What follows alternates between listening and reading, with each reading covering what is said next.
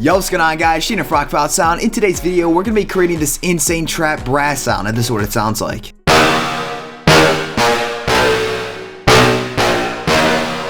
So, absolutely insane sound here, guys. If you guys like that sound, make sure you guys do me a favor by clicking that like button. It just helps keeping the tutorials going. And if you guys want a free serum pack, I'm giving away free serum packs to all of you guys.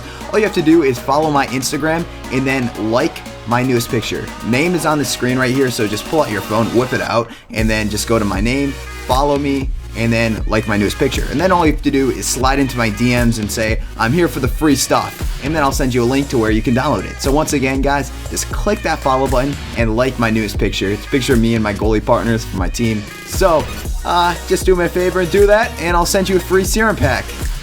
Okay? You guys know what's up. Let's go ahead and jump right into this sound.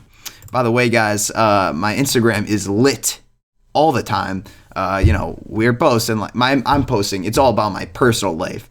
So if you guys want to see my personal life, what I'm going on, and what's going on in Shane Gregoire, make sure you guys click that like button, follow button. Okay, guys, anyways, this sound is actually really interestingly made, and one of the key elements to this is the reverb and the distortion. I'm actually going to get into that later, also the filter as well, but we'll get into that later as I explain. Anyways, oscillator A, we are going to actually go with I Can Has Kick. So that's going to be available in our digital section. We're going to go ahead and go digital I Can Has Kick here. And we're just going to move the wavetable position to about here. And we're going to modulate this up. Or backwards, sorry. So we could get some movement in the sound here. Now we're going to shape our LFO shape to go a little something like this. And we're going to put it on envelope. Alright, so the rate's going to be at, we'll say like 1/4. And basically this is what we're going to be doing with this LFO, is we're going to be recreating the sound to where you actually blow into whatever brass instrument this is, or your trumpet, or whatever the hell you're doing here.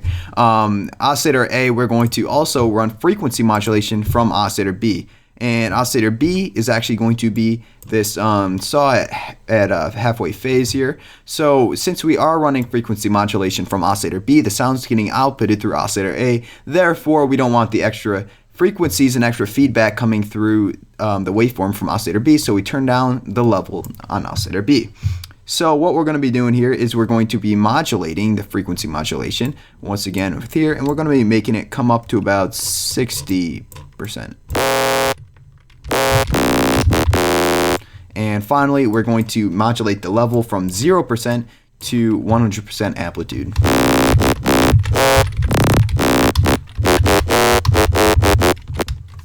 So if you guys can kind of get an idea of what I mean by someone's like going into that trumpet. Anyways, the sub is going to be also a saw waveform, and we're just going to leave this level, turn it down just a tad bit. And we're just going to turn up this octave 3.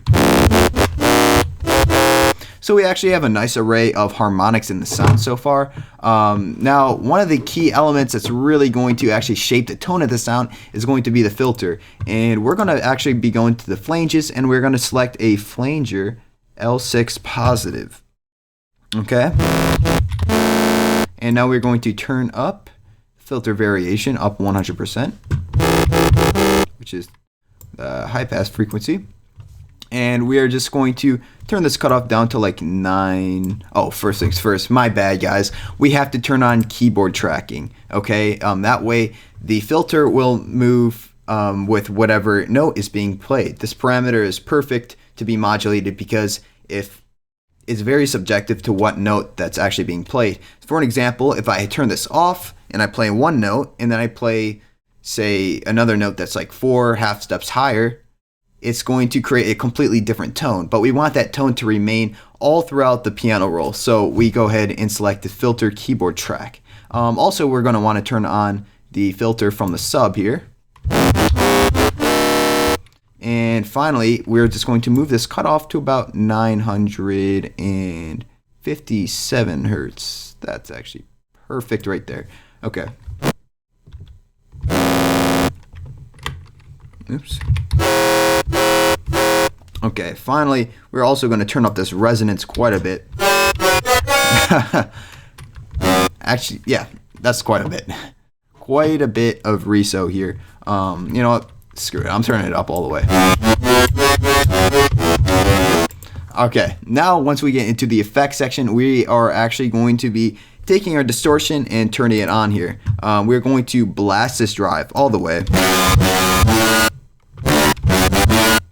You guys are probably like, Shane, what are you doing, buddy? But hear me out, guys. I know what's up. Anyways, we're going to turn on the sustain, by the way, in envelope 1, because envelope 1 is shaping the master amplitude or the master volume. So we're just going to go. This is kind of like a brass shape. Add a little release. You know, that's kind of optional, but it's all kind of personal preference here, guys. So what we're actually going to be doing with the distortion is we're going to be putting a low pass filter before the distortion. That way we are going to just, here, if we analyze like a brass sound, it's a very low sounding, or a low tone sound. So there's not many high-end frequencies escaping the bass itself. So what we're going to be doing here is we're going to be putting a low pass before the distortion to really resonate in these lower frequencies here. So I'm just going to move this cutoff up to about 1246 hertz, somewhere around here. Without the filter. As you can hear, the brass sound itself is actually starting to shape quite a bit now that we did turn on the filter. Next, we will get into the compressor, and we are going to multi-band compress this bad boy. And we're going to turn up this gain quite a bit to like 11 decibels. So we're really squashing this bad boy. One thing I do like to do is I like to keep my effects organized, especially when we're working in a sound like this, where we are going to be using a lot of effects. Okay, so now into our EQ here, we are going to choose this middle peak slope, and we are going to gain, we'll say, to about 17 decibels. The frequency is going to be turned down to, here, actually we can listen and hear what's best for the sound.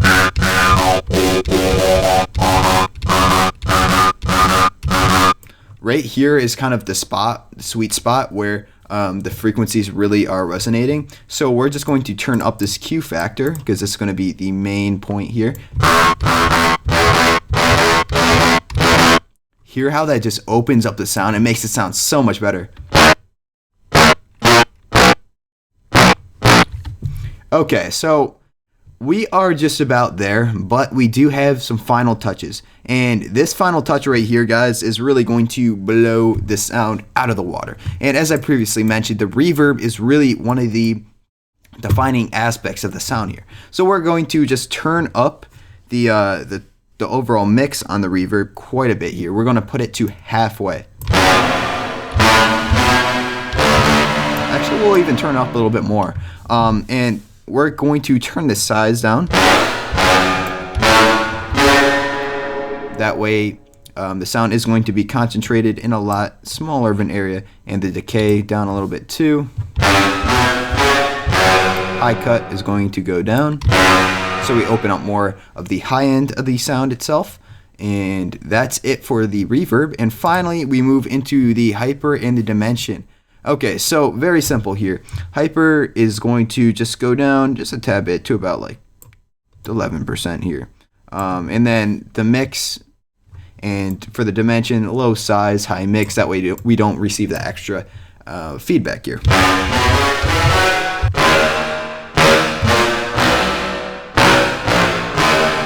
That's literally all it took to make this bass, guys. I know it's a really, really cool sound here. Very effective. And it's really easy as well. So if you guys like that sound, make sure you guys do me a favor by clicking that like button and also clicking that subscribe button. Anyways, guys, I am Shane from Rocket Powered Sound, and I will catch you guys in the next video.